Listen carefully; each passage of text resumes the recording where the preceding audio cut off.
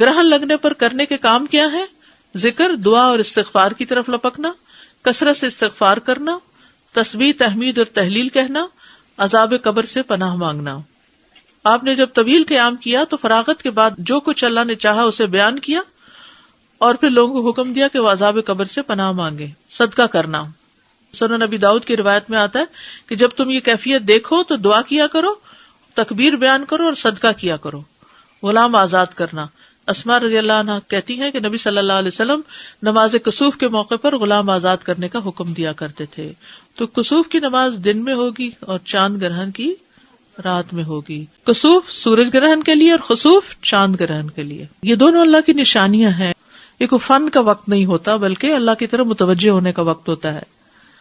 سورج اور چاند اللہ کی دو نشانیوں میں سے ہیں۔ اللہ سورج کو گرہن اور چاند کو گرہن لگا کر اپنے بندوں کو قیامت کا دن یاد کراتا ہے کہ اس دن ان کی روشنی ختم ہو جائے گی۔ So then the Prophet said, the sun and the moon are the sign of Allah subhanahu wa ta'ala. Quran says that in several places. Sun and the moon are the sign of Allah subhanahu wa ta'ala.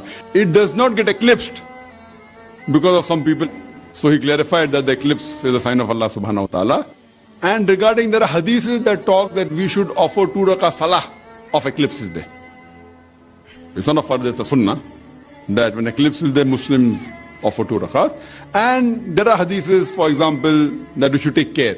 Like we know that today science tells us that if a solar eclipse takes place, if you look directly with our naked eyes, it will cause damage to your eyes. So these precautions are there. But as Muslims, we should offer 2 rakat salah for eclipse. That's what is the sunnah. Hope that answers the question. رسول اللہ صلی اللہ علیہ وسلم کے دور میں سورج گرہن ہوا ہے۔ آپ صلی اللہ علیہ وسلم کے نرینہ اولاد نہیں تھی، آپ کو اللہ نے اولاد دی اور آپ کے بیٹے کی موت واقع ہوئی۔ یہ ایک بہت بڑا حادثہ تھا اس وقت، کیونکہ عرب میں نرینہ اولاد کی بڑی ویلیو تھی۔ آپ صلی اللہ علیہ وسلم کو اللہ نے بیٹیاں دیں، بیٹا نہیں دی، اور بیٹا دے کے اٹھا لیا، تو ایک بہت بڑا واقعہ تھا، اور اللہ کی قدرت کے اسی دن سورج بھی گرہن ہو گیا۔ تو عرب یہ کہا کرتے تھے، زمانہ جاہلیت میں یہ بات مشہور تھی کہ کوئی بہت بڑا دنیا میں واقعہ ہوتا ہے تو سورج یا چاند گرہن ہو جاتے ہیں۔ اسی دن سورج بھی گرہن ہوا تو یہ بات پھیل گئی کہ محمد صلی اللہ علیہ وسلم سید الانبیاء رسول اللہ صلی اللہ علیہ وسلم کے بیٹے کی چونکہ موت واقع ہوئی ہے اس لیے سورج گرہن ہوا ہے۔ آپ صلی اللہ علیہ وسلم نے اس بات کی تردید فرمائی اور آپ نے ان الشمس والقمر آیتان من آیات اللہ لا ينکسفان بموت احدہما، کہ سورج اور چاند اللہ کی نشانیوں میں سے ایک نشانی ہے، لا ينکسفان بموت احدہما ولا لحیاتہ، نہ تو یہ کسی کی موت کی وجہ سے گرہن ہوتے ہیں نہ کسی کی زندگی کی وجہ سے، بل یخوف اللہ بہما عبادہ، اللہ ان کے ذریعے اپنے بندوں کو ڈراتے ہیں۔ یہ بخاری مسلم کی حدیث ہے، اپنے بندوں کو خوف زدہ کرتے ہیں۔ تو یہ اللہ کی نشانیاں ہیں، اور آپ صلی اللہ علیہ وسلم نے اس موقع پر نماز کا حکم دیا، اللہ کے سامنے عاجزی اور انکساری کا حکم دیا۔ اقدس صلی اللہ تعالی علیہ وآلہ وسلم کے عہد کریم میں ایک مرتبہ آفتاب میں گہن لگا، مسجد قباء میں تشریف لائے اور بہت طویل قیام اور رکوع اور سجود کے ساتھ نماز پڑھی کہ میں نے کبھی ایسا کرتے نہ دیکھا، اور یہ فرمایا کہ اللہ عز و جل کسی کے موت و حیات کے سبب اپنی یہ نشانیاں ظاہر نہیں فرماتا، لیکن ان سے اپنے بندوں کو ڈراتا ہے، لہذا جب ان میں سے کچھ دیکھو تو ذکر و دعا و استغفار کی طرف گھبرا کر اٹھو۔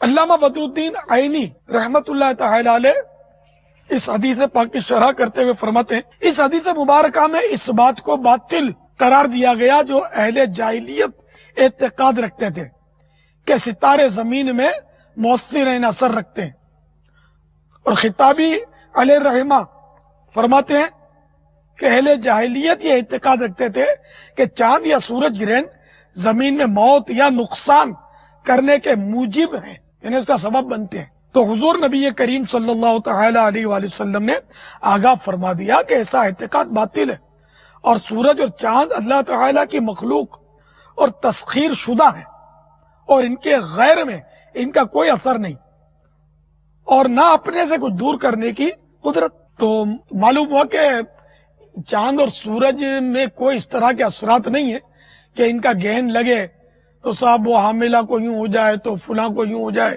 تو ہونٹ کٹ جائے، تو یہ سب کی اسلام نے تردید کی ہے، ये अवामी बुखारी और मुस्लिम दोनों में हदीस मौजूद है कि जब कभी भी सूरज ग्रहण या चांद ग्रहण लगता तो नबी अलैहिस्सलाम खुसूफ की नमाज अदा फरमाया करते थे।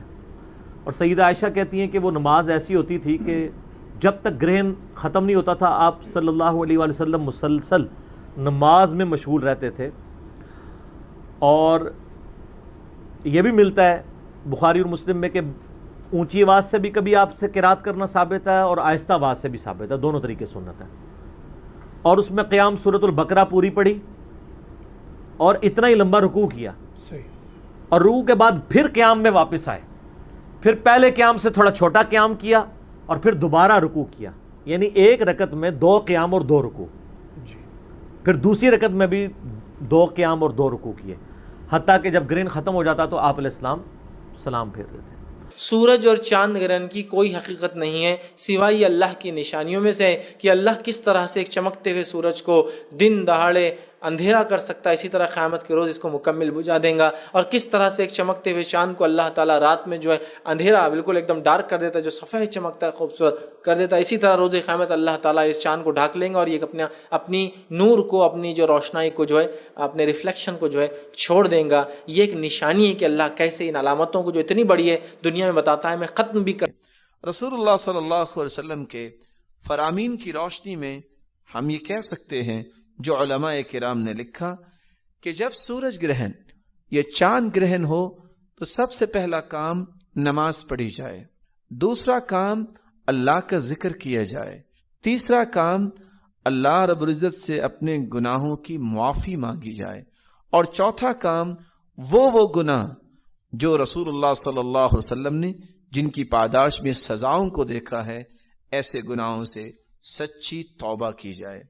रसूलुल्लाह सल्लल्लाहु अलैहि वसल्लम ने सहाबा किराम को 1 रुकू, 2 रुकू और 3 और 4 रुकू के साथ नमाज पढ़ाई।